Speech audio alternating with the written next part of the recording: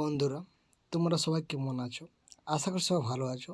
তো তোমরা on screen দেখতে পাচ্ছ এই যে কলা বা টিস্যু, এখান থেকে কিন্তু আপনাদের রেলের এক্সামে প্রশ্ন আসে, সেটা আপনাদেরকে বলে দিয়েছি এর আগেও।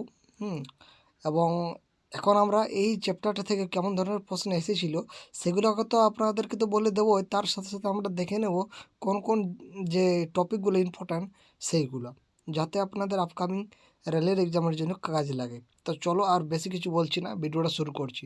তো তোমরা এর আগের ভিডিও দেখেছিল যে এককোষী দিয়ে, অর্থাৎ এককোষী প্রাণীর উদাহরণ আপনারা জানো, সেটা হচ্ছে যে আপনাদের অনেকগুলো বলে দিয়েছিলাম। তো সেটা হচ্ছে এখানে আমরা দেখতে পাচ্ছি অ্যামিবা।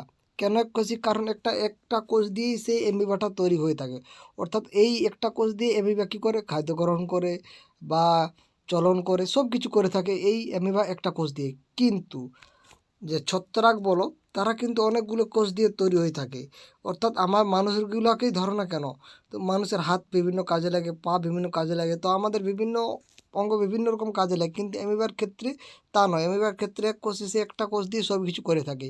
তো বুঝতেই পারছি তোমাদের প্রশ্ন আসতে পারে যে এককোষী প্রাণীর নাম বলো, তখন অবশ্যই আপনার যদি অ্যামিবা থাকে তখন বলে দেবে। এবং যদি আপনার আরও কিছু এককোষী প্রাণীর নাম জানতে চাও তাহলে এর আগের ভিডিওটা দেখে নিও।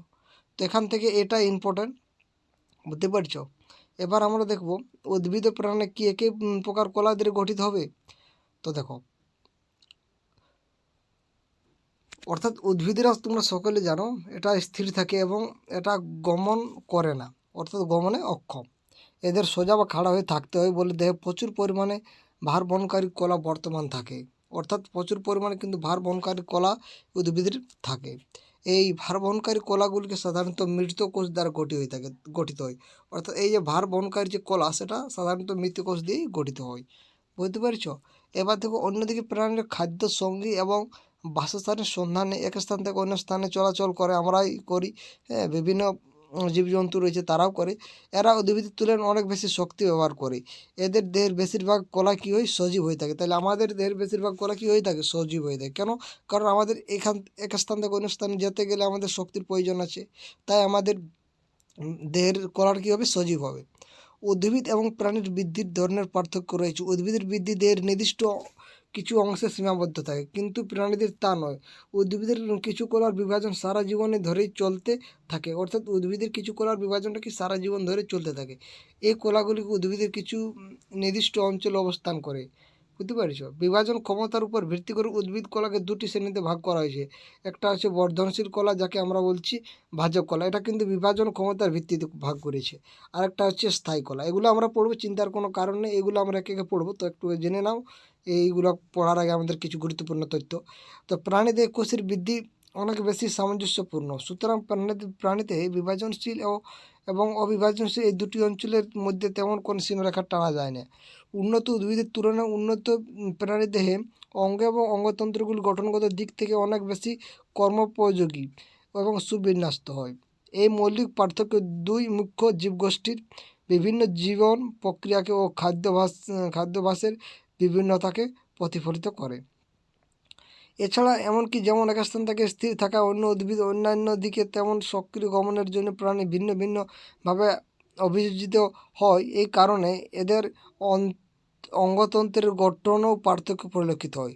উপরের বর্ণিত এই জটিল গঠন বৈশিষ্ট্য উদ্ভিদ ও প্রাণীদের আলোচনার পরিপ্রেক্ষিতে এখন আমরা কলা সম্পর্কে কিছুটা বিস্তারিত আলোচনা করব। তো তোমরা তো দেখিলেই যে ভাগে হিসাবে কলাকে আমরা দুই ভাগে ভাগ করছি, ভাজক কলা আর একটা কি, একটু আগে আপনাদেরকে বলে দিলাম, স্থায়ী কলা। তো ভাজক কলা জিনিসটা কি দেখো, তো ভাজক কলা হচ্ছে উদ্ভিদের বৃদ্ধি কেবল দেহের কিছুটা অংশেই কিছু নির্দিষ্ট অঞ্চলে ঘটে। এই কারণ হলো দেহের শুধুমাত্র এইসব অঞ্চলেই বিভাজনক্ষম ভাজক কলার সীমাবদ্ধ থাকে। অর্থাৎ যেখানে যে অঞ্চলেই ঘটবে এই বৃদ্ধিটা উদ্ভিদের, তো সেইটাই হবে, মানে সেই অঞ্চলটাকে বিভাজনক্ষম ভাজক কলা আমরা সীমাবদ্ধ করে থাকি। উদ্ভিদে ভাজক কলার অবস্থানের উপর ভিত্তি করে এই কলাকে তিনটি ভাগে ভাগ করা আছে: অগ্রস্থ, পার্শ্বস্থ এবং নিবেশিত ভাজক কলা। তো ভাজক কলা সৃষ্টি থেকে কোষ সমূহ শুরুতে ভাজক কলার মতোই হয়, কিন্তু বৃদ্ধি ও পূর্ণতা প্রাপ্তির সাথে সাথে এদের বৈশিষ্ট্যগুলি পরিবর্তন ঘটে এবং এরাই বিভেদিত হয়ে অন্যান্য কলা গঠন করে। তোমরা দেখতে পাচ্ছ এই ভাজক কলার যে 3 প্রকার সেগুলো অগ্রস্ত তোমরা যদি বুঝতে পারছো, একদম প্রথমে একদম উপরে আছে নিবেশিত ভাজক কলা মাঝখানে থাকবে এবং পার্শ্বস্থ ভাজক কলা নিচে থাকবে এবং অগ্রস্ত ভাজক কলার কাণ্ড ও মূলের অগ্রভাগে অবস্থান করবে। তোমরা দেখতে পাচ্ছ ছবিতে অগ্রস্ত ভাজক কলা একেবারে কাণ্ড এবং মূলে আছে এবং কাণ্ড ও মূলের দৈর্ঘ্যের বৃদ্ধি ঘটায় এই অগ্রস্ত ভাজক কলা এবং পার্শ্বস্থ ভাজক কলাটা কী করে, এটা ক্রিয়ার কাণ্ড এবং মূলের পরিধিটা বৃদ্ধি করবে এবং যে কিছু উদ্ভিদ কাণ্ডের পর্বের কাছাকাছি নিবেশিত ভাজক কলা অবস্থান করবে। এই হচ্ছে ব্যাপার। তো ভাজক কলার কোষগুলি খুবই সক্রিয় হবে, ঘন সাইটোপ্লাজম যুক্ত হবে, পাতলা কোষপ্রাচীর বিশিষ্ট সুস্পষ্ট নিউক্লিয়াস যুক্ত হয়, কোষগুলির কোষ গহ্বরবিহীন হয়। তো এই ছিল ভাজক কলা নিয়ে। এবার আমরা স্থায়ী কলা জানবো। তো এবার দেখো ভাজক কলার কোষসমূহের কী পরিণত হয়। দেখা গেছে যে কিছু নির্দিষ্ট কাজ সম্পন্ন করার পর ওই কোষগুলোর বিভাজন ক্ষমতা হারিয়ে ফেলে। হ্যাঁ, ফলস্বরূপ এরা স্থায়ী কলার পরিণত হয়ে যায়। অর্থাৎ বিভাজন, আমরা ভাজক কলা মানে বিভাজন হচ্ছিল, কিন্তু স্থায়ী কলার ক্ষেত্রে কী হচ্ছে, বিভাজনটা আর হচ্ছে না। তো এইভাবে কোষে স্থায়ী আকৃতি, আকার এবং কাজ করার ক্ষমতা অর্জনের পদ্ধতিকে বিভেদীকরণ বলে। তো বিভেদীকরণের ফলে বিভিন্ন প্রকারের স্থায়ী কলা তৈরি হয়। তো তোমাদের প্রশ্ন আসতে পারে এবং এই প্রশ্নটা এসেছিল যে স্থায়ী কলা কীভাবে সৃষ্টি হয়, তখন আপনারা বললে বিভেদীকরণের ফলেই হয়ে থাকে। বিভিন্ন অপশন দেওয়া থাকবে, তো অপশানে বিভেদীকরণ এটা হচ্ছে সঠিক উত্তর। বুঝতে পেরেছ? আশা করি যদি বুঝতে পারে থাকো অবশ্যই জানাবে যে বুঝতে পারছি বা পারছি না। হ্যাঁ, তারপরে দেখো সরল স্থায়ী কলা। সাধারণত বহিঃত্বকের নিচে অবস্থিত কিছু কোষস্তরে হলো সরল স্থায়ী কলা। সরল স্থায়ী কলা মধ্যে অধিকাংশ প্যারেনকাইমা কলা। তো সরল স্থায়ী কলার অধিকাংশ কী হচ্ছে, প্যারেনকাইমা কলা। এই কলা তুলনামূলকভাবে কম বিশেষিত, অর্থাৎ এই যে সরল স্থায়ী কলাটা এটা হচ্ছে কম বিশেষিত, পাতলা কোষপ্রাচীর বিশিষ্ট এবং সজীব কোষের সমন্বয়ে গঠিত হয়ে থাকে। সাধারণত কোষগুলির শিথিলভাবে সজ্জিত হয়, কোষগুলোর মাঝে মাঝে কতগুলো বড় ফাঁকা স্থানের সৃষ্টি হয় এবং এই ফাঁকা স্থানগুলিকে কোষান্তর স্থান বা কোষান্তররন্ধ্র বলে। তোমরা দেখতে পাচ্ছ অন স্ক্রিন ছবিটাতে। এবার এখান থেকে যে প্রশ্নটা ইম্পর্টেন্ট, সেটা হচ্ছে যেসব কলা সাধারণত খাদ্য সঞ্চয় করে রাখে, কিছু কিছু প্যারেনকাইমা কলা হচ্ছে ক্লোরোফিল বিশিষ্ট হওয়ায় এরা কী করছে, এরা সালোক সংশ্লেষ করতে পারে।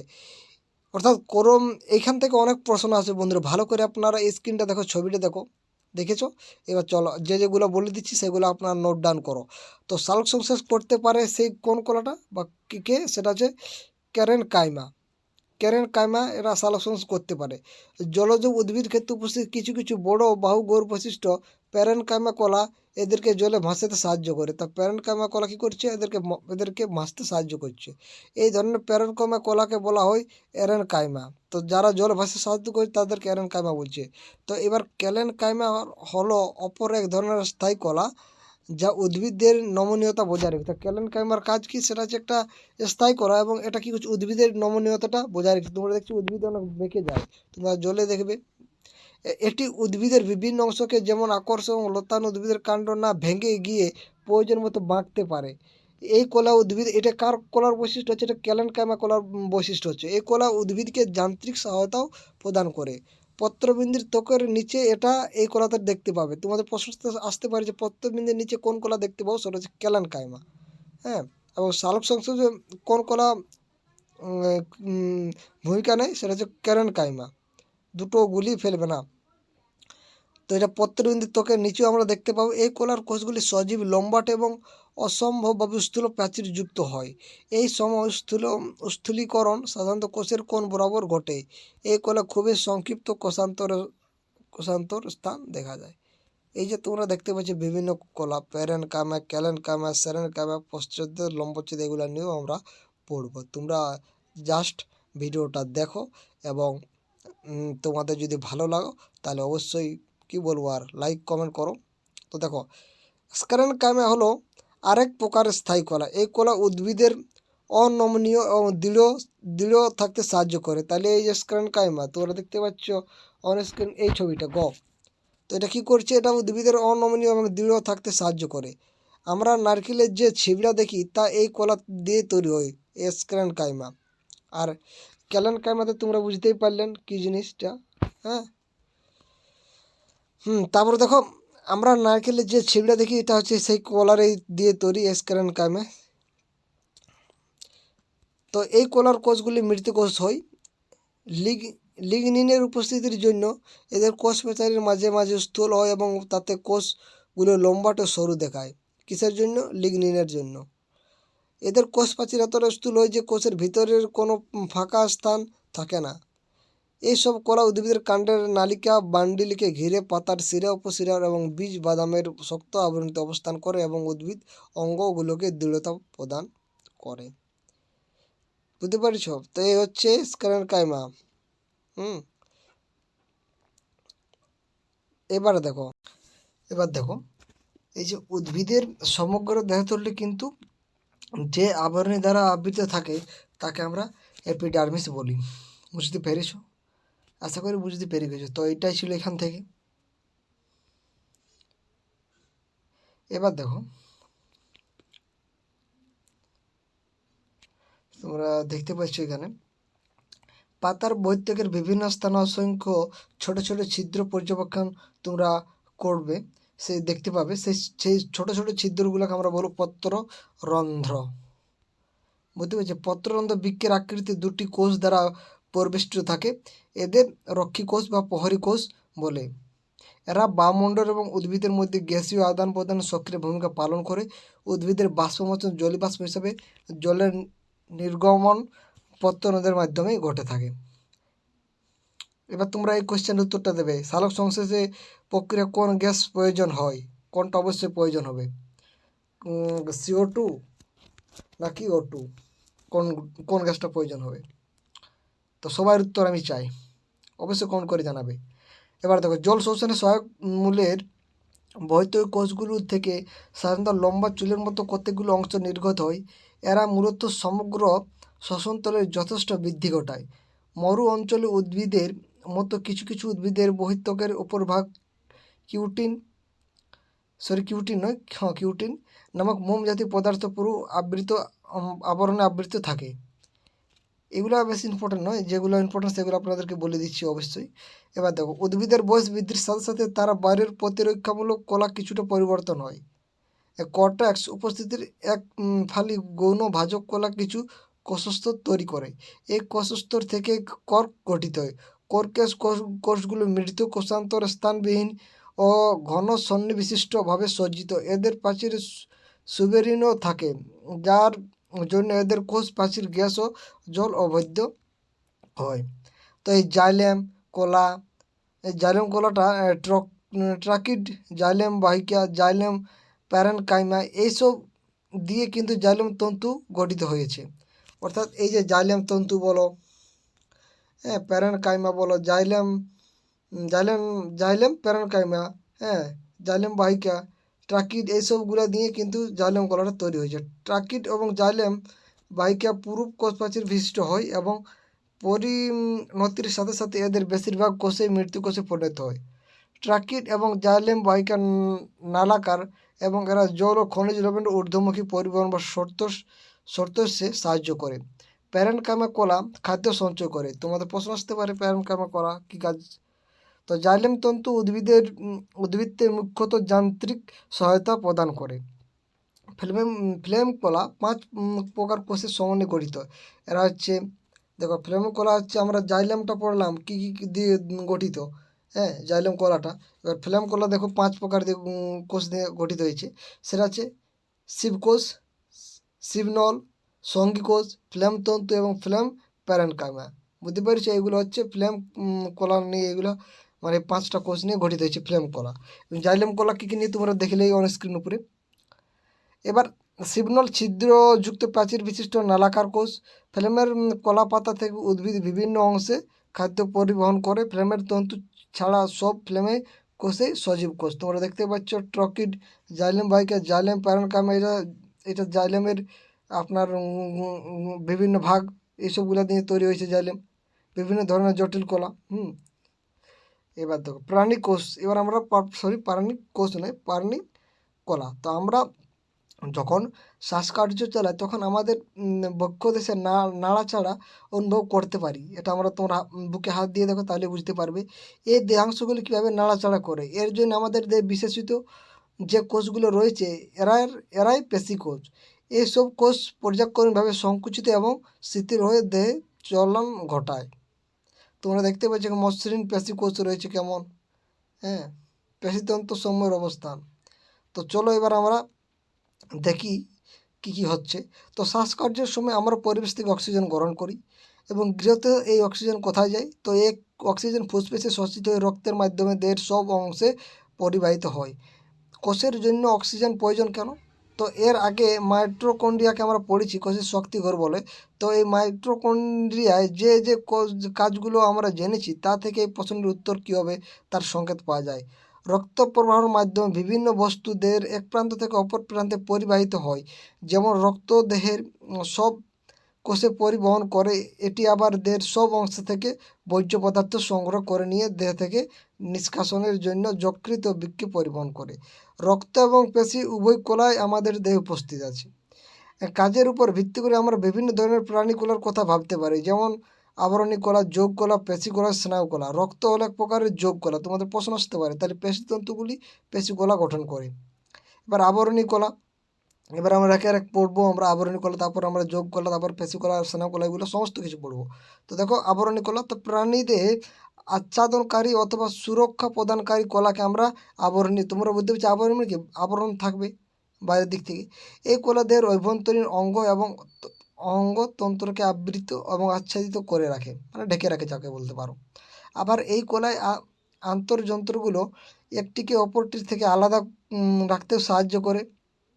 ত্বক, মুখ, ঘর, এই রক্তবাহের আন্তঃ আবরণী, ফুসফুসের বাহুথলি এবং বৃক্কনালিকা, এরা সবাই আবরণীর কলা দ্বারা গঠিত। আবরণী কলার কোষগুলো ঘনবিষ্ট হয় এবং একটি অবিচ্ছিন্ন আবরণী স্তর গঠন করে। এর কলার মধ্যে খুব সামান্য পরিমাণে সংযোজক পদার্থ রয়েছে, এক্ষেত্রে আন্তঃকোষীয় স্থান প্রায় নেই বললেই চলে। স্বভাবত কোনো কিছুর কোষে ঢুকতে হলে বা কোষ থেকে বেরিয়ে যেতে হলে বস্তুটির আবরণী কলা অন্তত একটি স্তরকে অবশ্যই অতিক্রম করতেই হবে। ফলস্বরূপ আবরণী কলা কোষের বিভিন্ন অংশের বিভিন্ন পদার্থের আদান প্রদান নিয়ন্ত্রণ গুরুত্বপূর্ণ ভূমিকা পালন করে থাকে। সব আবরণী কলায় সাধারণত তন্তুময় বহিঃকোষীয় ভিত্তিপর্দা দ্বারা নিচের কোষটি থেকে পৃথক করে থাকে। তো বুঝতেই পেরেছো আবরণী কলা কি, এবং বিভিন্ন প্রকার আবরণী কলার ভিন্ন ভিন্ন গঠন এদের সুনির্দিষ্ট কাজের সাথে সম্পর্ক যুক্ত হয়। উদাহরণ হিসাবে রক্তবাহ এবং ফুসফুসের বাহুথলির আবরণী গঠনকারী কোষগুলিতে একটি সরল চ্যাপ্টাকৃত আবরণী থাকে, যেটি একটি ভেদ্য পর্দারূপে বিভিন্ন বস্তুর পরিবহনে সাহায্য করে। এই আবরণী কলাকে আস্কার আবরণী বলা হয়ে থাকে। কাকে বলে তোমরা বুঝতে পারছো, একটি প্রভেদক ভেদ্যরূপে বিভিন্ন বস্তুর পরিবহনে সাহায্য করে এইটাকে। ইংরেজিতে স্কামা শব্দের অর্থ হচ্ছে স্কেল অফ স্কিন, অর্থাৎ ত্বকের আঁশ। সরল আস্কার আবরণীর কলায়